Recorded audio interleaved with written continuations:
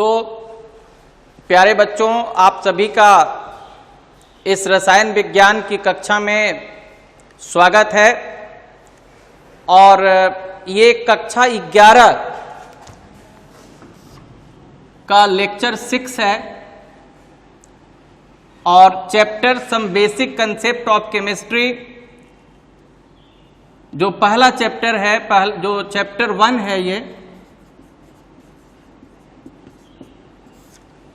रसायन विज्ञान की कुछ मूल अवधारणाएं। बहुत ही महत्वपूर्ण ये चैप्टर है और बिल्कुल सीक्वेंस में बिना एक भी टॉपिक छोड़े हुए ये लेक्चर आपको दिया जा रहा है। और लेक्चर 1 में जिसमें हम परिचय और उसके महत्व से शुरू किए, लेक्चर 2 जिसमें हमने द्रव्य के बारे में डिटेल्स में चर्चा की, फिर जो अणुओं परमाणुओं की चर्चा की और आपको एक ट्रिक्स और टिप्स बताया कि कैसे आप 100 से अधिक तत्वों के संकेत परमाणु भार एक बहुत आसान तरीके से आप याद कर सकते हैं। उसके बाद जो लेक्चर 5 अभी हुआ है वो तो वेरी वेरी इंपॉर्टेंट था, जिसमें हमने ये डिस्कस किया था कि अगर कोई भी सूत्र दिया गया है, किसी यौगिक का सूत्र दिया गया है, तो कैसे आप प्रतिशत संगठन निकालेंगे। और अगर प्रतिशत संगठन यानी कि परसेंट कंपोजिशन दिया हुआ है, अगर तत्वों की प्रतिशत मात्रा दी गई है, तो कैसे आप मूलानुपाती सूत्र और अणुसूत्र निकालेंगे। ये लेक्चर 5 में डिस्कस हुआ है, जो काफी इंपॉर्टेंट था। तो लेक्चर 5 को ही आगे बढ़ाते हुए लेक्चर 6 में हम डिस्कस कर रहे हैं। इस पे आपको जैसे ये Na2CO3 है, सोडियम कार्बोनेट,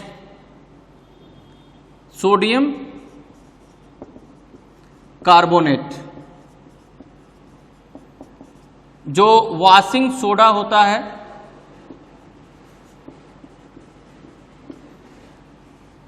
सोडियम कार्बोनेट,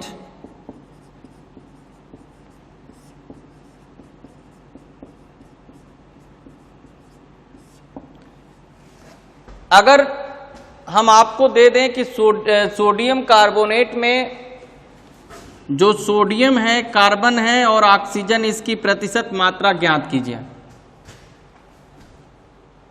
तो अब तो आप क्लास कर चुके हैं और आपको आना चाहिए, सभी लोग कर लेंगे।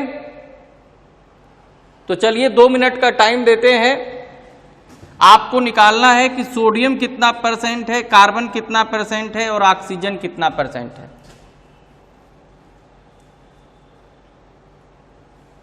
ट्राई करिए।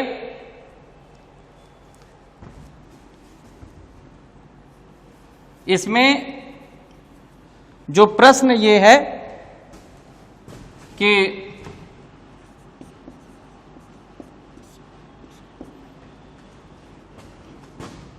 सोडियम कार्बोनेट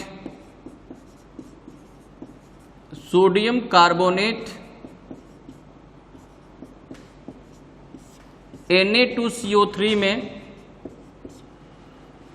सोडियम, कार्बन एवं ऑक्सीजन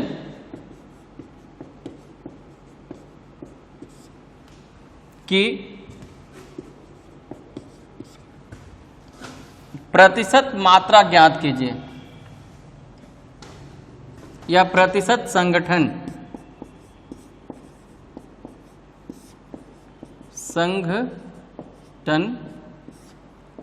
ज्ञात करें।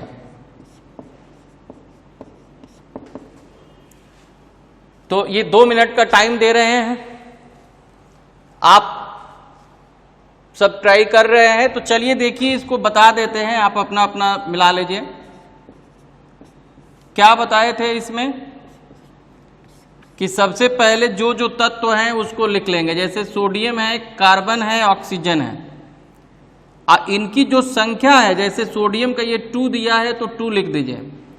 ये तो मान लीजिए कि आपका ये तत्व हो गया, और तत्वों के परमाणुओं की संख्या, परमाणुओं की संख्या हो गई।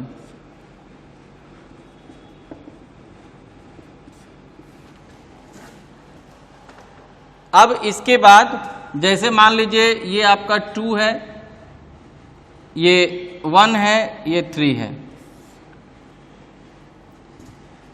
और ये परमाणु भार,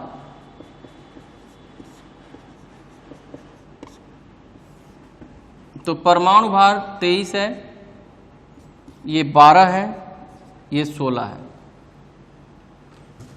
अब इन दोनों को गुणा कर देंगे संख्या में परमाणु भार का, तो ये आ जाएगा 46, ये 12 और 48, तो ये 106 ग्राम आ गया। ये मोल जो अणुभार है 106 ग्राम पर मोल आ गया।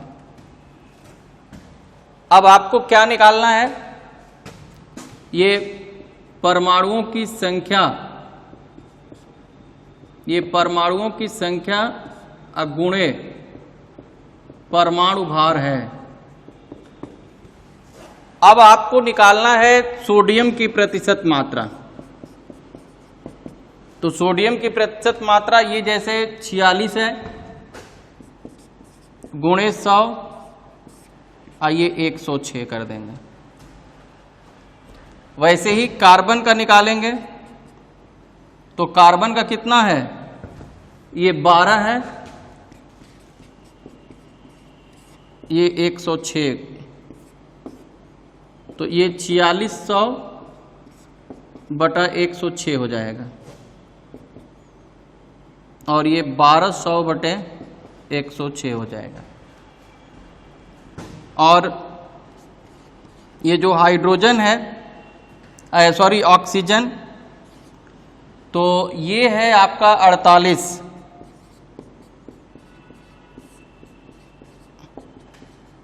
तो 4800 बटे 106।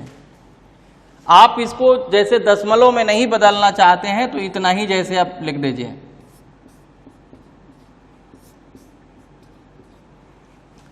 अब अगर ये परसेंटेज अगर दिया हुआ है तो ये सूत्र कैसे निकालेंगे। ये उत्तर आ गया आपका। आप चाहें तो इसको भाग देकर दशमलव में चेंज कर सकते हैं, और आप नहीं चाहते हैं तो नहीं करिए। तो जैसे अगर इसको आप यही रहने देंगे। अब एक प्रश्न देते हैं ठीक इसी का अपोजिट।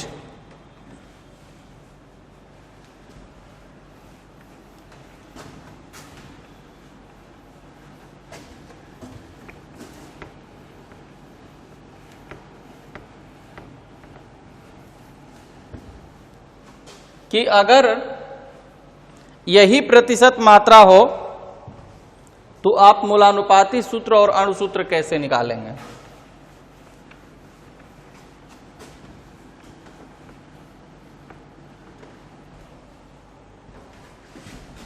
एक प्रश्न 2 है,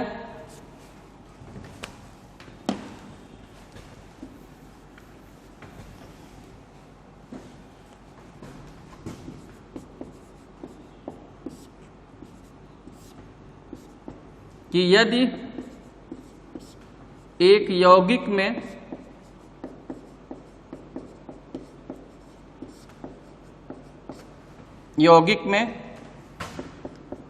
सोडियम 4600 बटा 106%, कार्बन 1200 बटा 106%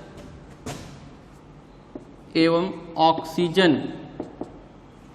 4800/106%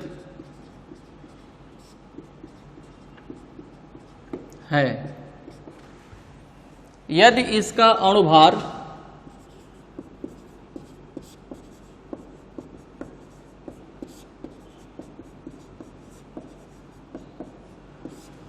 106 ग्राम प्रति मोल हो तो मूलानुपाती सूत्र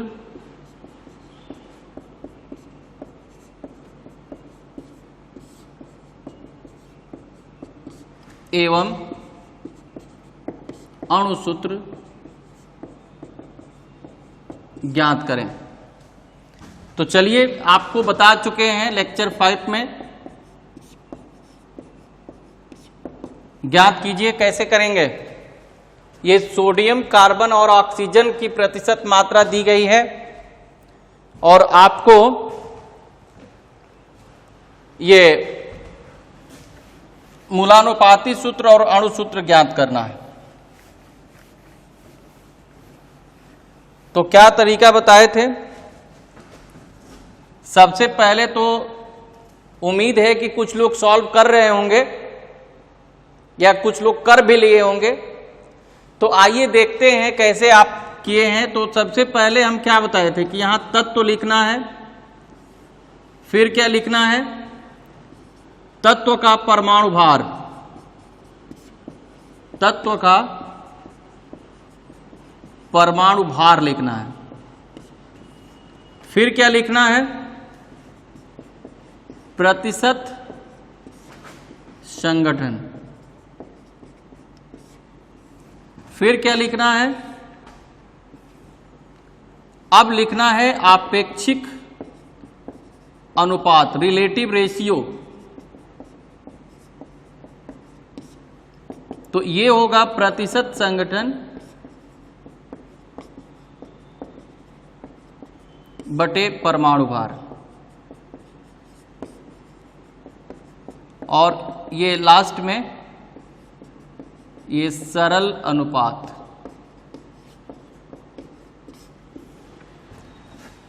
तो कौन कौन से तत्व दिए गए हैं प्रश्न में? एक तो सोडियम है, फिर कार्बन है और ये ऑक्सीजन है। तो यहां लिख देंगे सोडियम, कार्बन और ऑक्सीजन। अब इनका जो परमाणु भार है 23 होता है, इसका 12 और इसका 16। जो प्रतिशत संगठन है, देखिए जैसे परमाणु भार, ये तो या तो आपके प्रश्न में दिया गया होगा, और अगर नहीं दिया गया है तो जो आपकी किताब है उसके अंत में तत्वों का परमाणु क्रमांक, परमाणु भार दिया हुआ है। आप वहां से भी देख सकते हैं, चूंकि हमको याद है तो लिख दिए। और प्रतिशत संगठन यहां पे ये 4600/106। कार्बन का कितना है? तो 1200/106। और ऑक्सीजन का है 4800/106। अब इस प्रतिशत संगठन में परमाणु भार जो 23 है इससे भाग दे देंगे, तो ये आ जाएगा 23 दूनी 46, माने 200/106 आ जाएगा।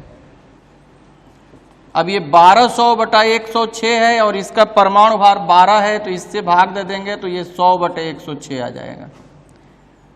और ये 4800/106 है, 16 से भाग दे देंगे तो ये 300/106 आ जाएगा। अब क्या करेंगे कि अब जो सबसे कम है, तो कम तो यही है, अब इससे सब में भाग दे देंगे। तो ये कट जाएगा, ये 2 आएगा, और इसी से जब इसमें भाग देंगे तो ये कट करके 1 आ जाएगा।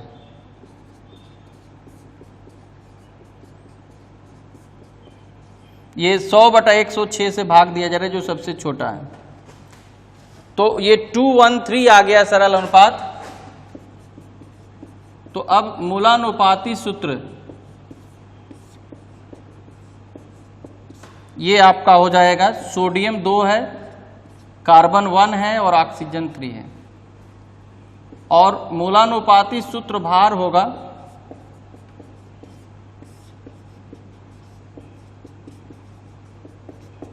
तो मूलानुपाती सूत्र भार ये आपका हो जाएगा 2 गुणे 23 प्लस 12 3 गुणे 16, ये 106 ग्राम प्रति मोल। तो ये जो x जो फैक्टर जो गुणांक है ये क्या होता है, अणुभार बटे मूलानुपाती सूत्र भार। तो ये हो जाएगा 106 बटे 106, यानी कि x की वैल्यू जब 1 होती है तो जो मूलानुपाती सूत्र है और अणु सूत्र वही सेम हो जाता है। तो देखिए, एक तो इसके पहले वाले प्रश्न में हम Na2CO3 में प्रतिशत मात्रा ये ज्ञात किए थे, और दूसरे प्रश्न में ये प्रतिशत मात्रा अगर दी गई है तो कैसे मूलानुपाती सूत्र और अणु सूत्र निकालेंगे। तो ये किताब में एनसीईआरटी की जो बुक है या जो भी आपकी बुक है, जिस बोर्ड से आप हैं, चाहे वो सीबीएसई हो, आईसीएसई हो या कोई स्टेट बोर्ड हो, तो सबकी किताब में इस पर प्रश्न दिया हुआ है और आप उसको सॉल्व करिए। अगर जितना ज्यादा से ज्यादा हल करेंगे प्रश्नों को, उतना ही ज्यादा कंसेप्ट क्लियर होगा।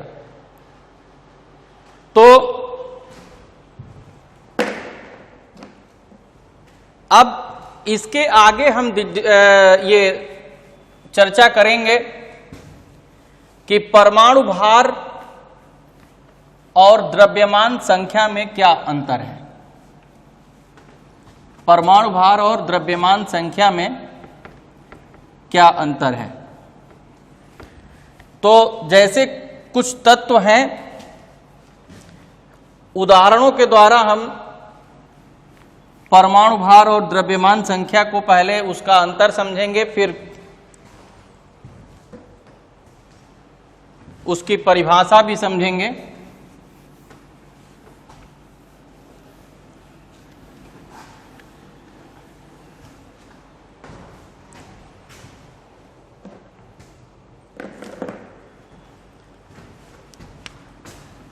तो ये है द्रव्यमान संख्या, इसको हम बोलते हैं मास नंबर, एवं परमाणु भार, एटॉमिक मास।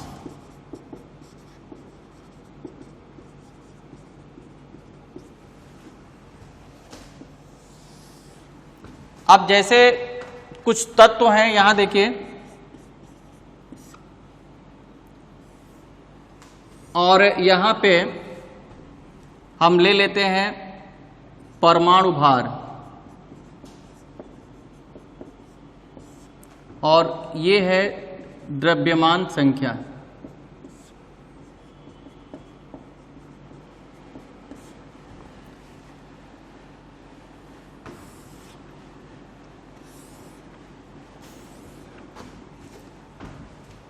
तो जैसे ये हाइड्रोजन है या हीलियम है या जैसे क्लोरीन है, तो हाइड्रोजन का जो परमाणु भार होता है 1.008 AMU होता है, लेकिन द्रव्यमान संख्या इसकी 1 होती है। हीलियम का 4.0026 AMU होता है, लेकिन द्रव्यमान संख्या इसके 4 होती है। क्लोरीन का ये 35.5 होता है, लेकिन द्रव्यमान संख्या इसकी 35 होती है। द्रव्यमान संख्या 35। ऐसे ही बहुत सारे तत्व हैं जिनका आप देखेंगे तो परमाणु भार और द्रव्यमान संख्या अलग अलग है। कुछ का समान भी होता है, बहुत सारे ऐसे तत्व हैं जिनका सेम होता है, लेकिन बहुत सारे ऐसे तत्व हैं जिनका कि परमाणु भार और द्रव्यमान संख्या अलग अलग होता है। तो इन दोनों में क्या अंतर है, आप बताइए जरा। इन सोचिए कि जैसे हम क्लोरीन का कभी 35.5 लेते हैं, कभी 35 लेते हैं, जो सिंबल ऐसे लेते हैं, ये 17Cl35, 11Na23, तो ये जो संकेत होता है, ये संकेत में हमेशा परमाणु भार नहीं दिया रहता है, ये द्रव्यमान संख्या ही होती है। ये द्रव्यमान संख्या है और ये द्रव्यमान संख्या है, न कि परमाणु भार है।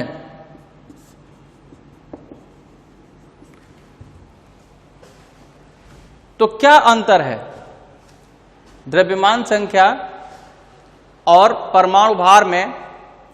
क्या अंतर है? क्योंकि इनका मान तो अलग अलग है। तो चलिए हम आपको बताते हैं कि इन दोनों में क्या अंतर है। देखिए, जो परमाणु भार है और द्रव्यमान संख्या है, ये दोनों लगभग बराबर होता है। अब अंतर ये है कि जो द्रव्यमान संख्या होती है, ये दशमलव में नहीं होगी, ये हमेशा एक पूर्ण संख्या होती है। जैसे 1 है, ये 4 है, 35 है, ये क्यों पूर्ण संख्या होती है? क्योंकि द्रव्यमान संख्या जो होती है, ये किसी परमाणु में उपस्थित प्रोटॉनों और न्यूट्रॉनों की संख्या का योग होता है। प्रोटॉन और न्यूट्रॉन जितने हैं, तो उनकी संख्या का योग ही ये कहलाता है द्रव्यमान संख्या। तो इसमें आप कह सकते हैं कि किसी परमाणु में उपस्थित कुल प्रोटॉनों एवं न्यूट्रॉनों की संख्या का योगफल द्रव्यमान संख्या कहलाता है। तो ये बहुत इंपॉर्टेंट कंसेप्ट है, द्रव्यमान संख्या, मास नंबर एवं परमाणु भार, जो एटॉमिक मास है, उसमें अंतर समझना। तो देखिए, जैसे द्रव्यमान संख्या जो होती है, द्रव्यमान संख्या, द्रव्यमान संख्या, मास नंबर,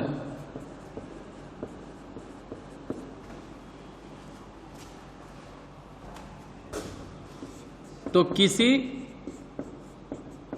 परमाणु में उपस्थित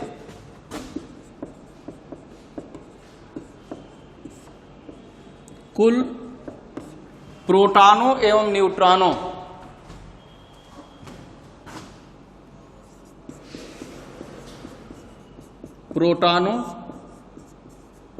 एवं न्यूट्रॉनों की संख्या का योगफल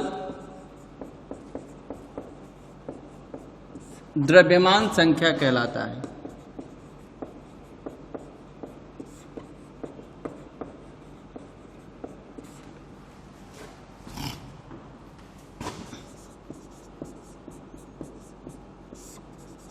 द्रव्यमान संख्या कहलाता है। तो यहां आप लिख सकते हैं द्रव्यमान संख्या बराबर द्रव्यमान संख्या मास नंबर बराबर p+n, प्रोटॉनों की संख्या प्लस न्यूट्रॉनों की संख्या। तो प्रोटॉनों और न्यूट्रॉनों की संख्या का जो योग है वही मास नंबर है। तो ये बताइए, अब जैसे जो संख्या है, संख्या कभी ये जो पूर्ण संख्या, जैसे प्रोटॉनों की संख्या है, कितने प्रोटॉन हैं कितने न्यूट्रॉन हैं, और दोनों को जब आप जोड़ेंगे तो एक पूर्ण संख्या आएगा। तो मास नंबर हमेशा एक पूर्ण संख्या होती है। लेकिन परमाणु भार ये भिन्नात्मक भी हो सकता है, फ्रैक्शनल हो सकता है। तो परमाणु भार क्या होता है इसको हम समझेंगे। परमाणु भार, एटॉमिक मास,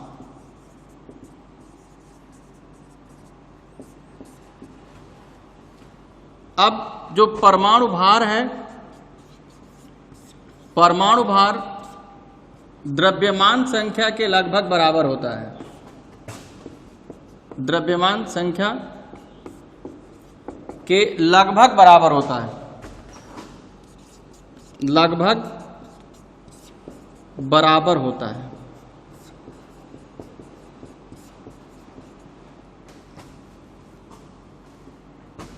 किंतु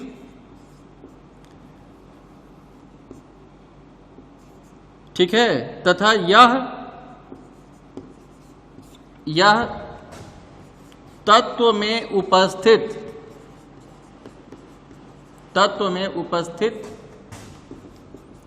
सभी समस्थानिकों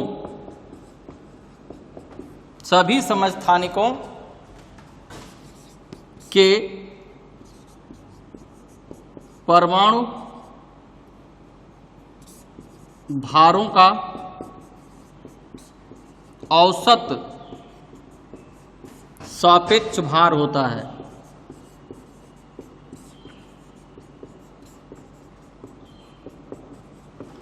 अतः यह भिन्नात्मक हो सकता है।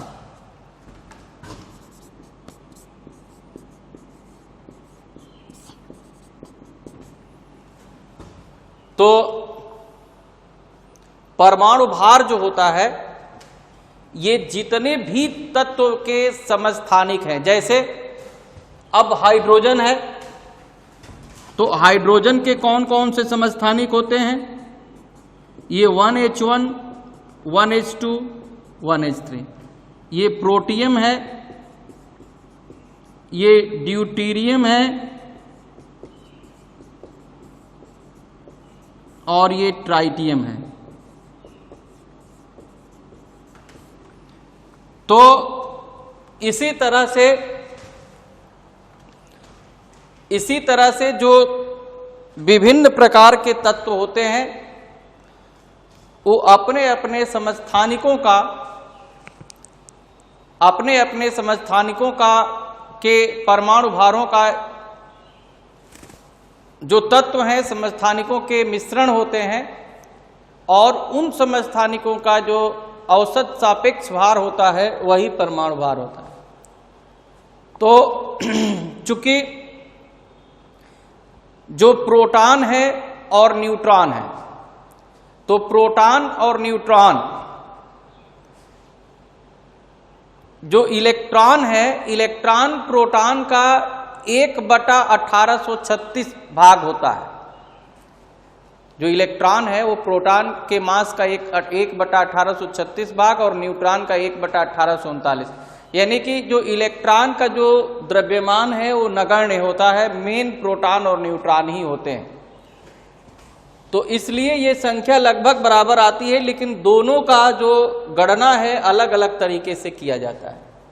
द्रव्यमान संख्या की गणना करनी है तो प्रोटॉनों की संख्या न्यूट्रॉनों की संख्या को जोड़ देंगे, लेकिन अगर परमाणु भार की गणना करनी है तो जो उसके समस्थानिक हैं, तो समस्थानिक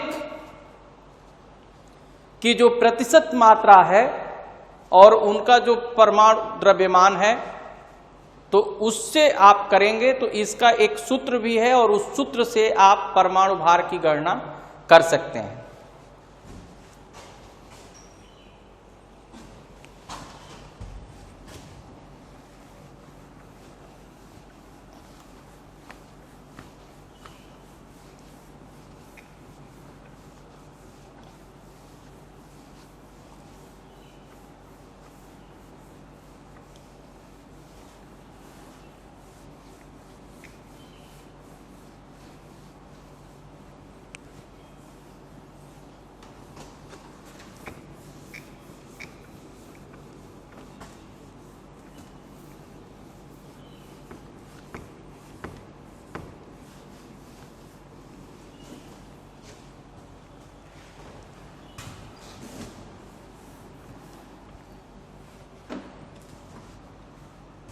तो समस्थानिक क्या है, इसको थोड़ा सा समझ लेते हैं। समस्थानिक, समस्थानिक, सम माने एक ही स्थान पे, जो आवर्त सारणी है, आवर्त सारणी में ये एक ही स्थान पे होते हैं। तो समस्थानिक जो होते हैं, जिनको हम आइसोटोप्स कहते हैं इंग्लिश में, आइसोटोप्स, तो इनकी परिभाषा ये है कि एक ही तत्व के, एक ही तत्व के एक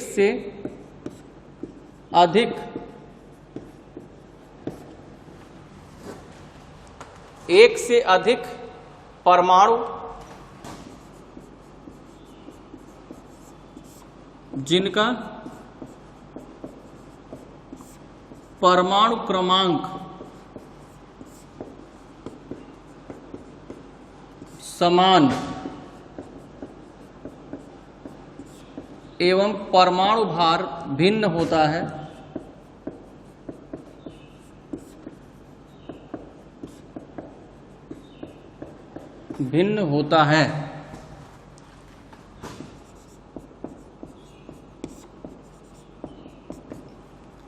समस्थानिक कहलाता है, भिन्न होता है।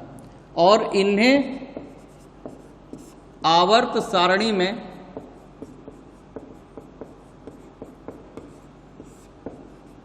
एक ही स्थान पर रखा गया है,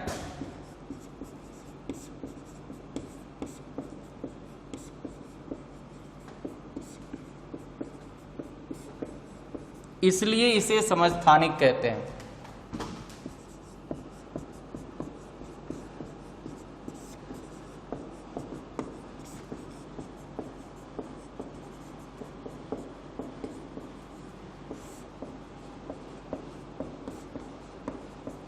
अब जैसे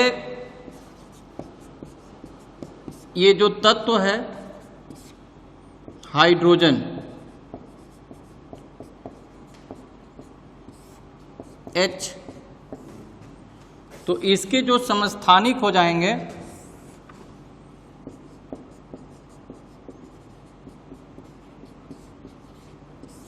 ये 1H1, 1H2, 1H3। तो देखिए जो नीचे है ये परमाणु क्रमांक है, ऊपर द्रव्यमान संख्या है, यह परमाणु भार भिन्न भिन्न होता है।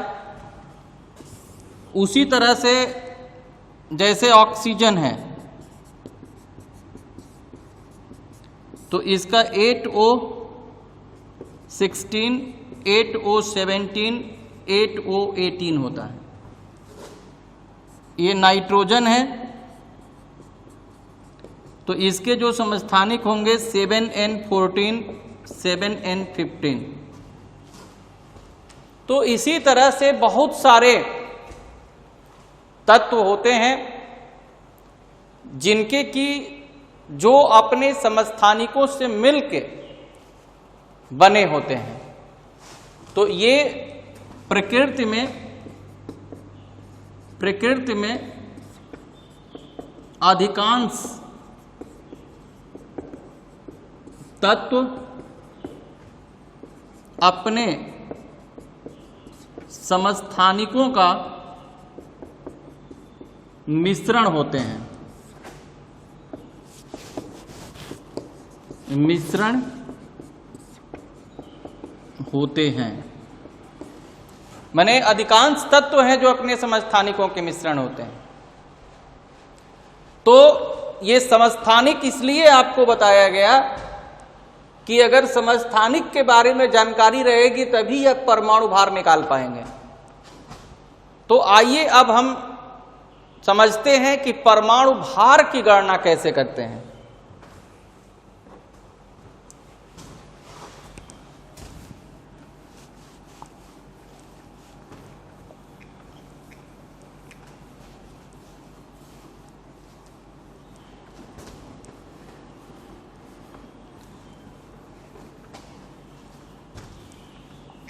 तो अभी आप ये समझ रहे थे कि जो समस्थानिक हैं, समस्थानिक, सम माने समान, स्थान माने पोजीशन, माने आवर्त सारणी में एक ही स्थान पर रखा गया है। देखिए हिंदी में तो यही खासियत है कि शब्दों से ही परिभाषा निकल जाती है।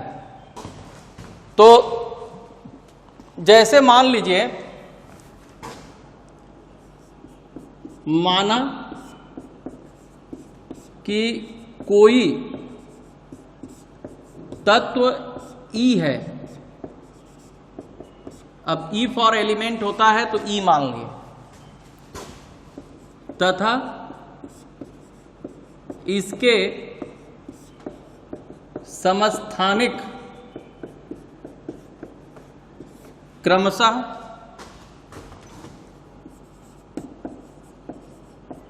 क्रमशः X Y Z हैं। X Y Z तथा इसका द्रव्यमान क्रमशः mx, my, mz तथा प्रतिशत संगठन px, py, pz है। जैसे मान लीजिए ये तत्व हो गया, तत्व E, इसके जो समस्थानिक हैं वो हो गए ये mx, my, mz। ये जो समस्थानिक हैं ये हो गए x, y, ये z, और इनका जो द्रव्यमान है ये है mx, my, mz, और जो इनका प्रतिशत संगठन है, संगठन, ये px, py, ये pz है। तो आपको करना क्या है कि द्रव्यमान और प्रतिशत जो संगठन है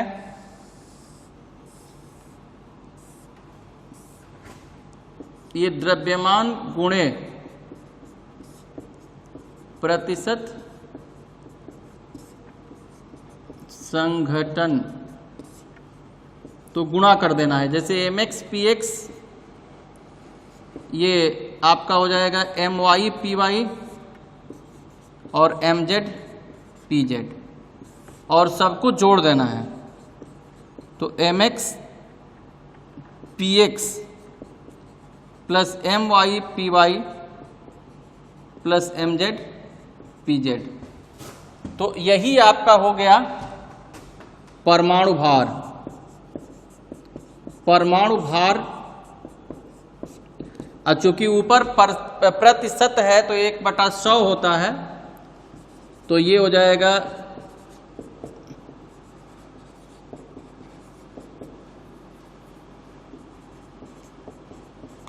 बटा 100। ये फॉर्मूला हो गया कि mx px plus my py plus mz pz। तो अगर समस्थानिकों का द्रव्यमान दिया है और उनका अगर प्रतिशत संगठन दिया है, तो इस तरीके से आप ये परमाणु भार की गणना कर सकते हैं। देखिए, एक बार फिर से आपको बता देते हैं कि माना कि कोई तत्व ई है, मान लीजिए कुछ भी मान लीजिए ई है, तथा इसके समस्थानिक क्रमशः एक्स वाई जेड है। जैसे ई के 3 समस्थानिक हम मान लिए, अब कोई जरूरी नहीं है कि 3 ही रहेगा, 2 भी, किसी किसी के 2 ही समस्थानिक होते हैं।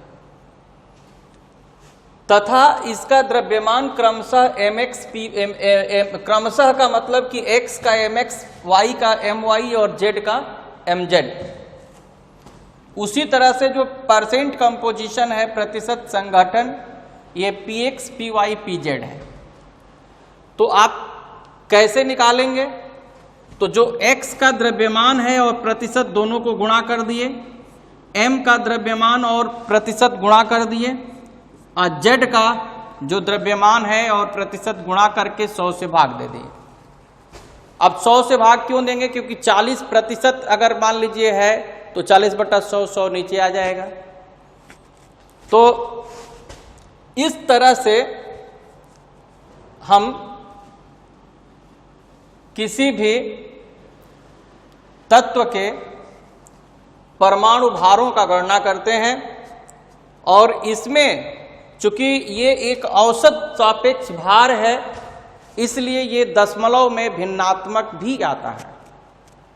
तो लेक्चर 7 में हम ये चर्चा करेंगे, इस पर कुछ न्यूमेरिकल लेंगे। अगला जो नेक्स्ट मेरा लेक्चर होगा उसमें आंकिक प्रश्न, और आपको तब तक हम होमवर्क दे देते हैं कि जो आपकी किताब है, चाहे आप जिस बोर्ड के भी विद्यार्थी हों, इस पर प्रश्न जरूर दिया रहेगा। तो आप प्रयास करिए, उसका जो बहुत आसान है आप सब लोग निकाल लेंगे।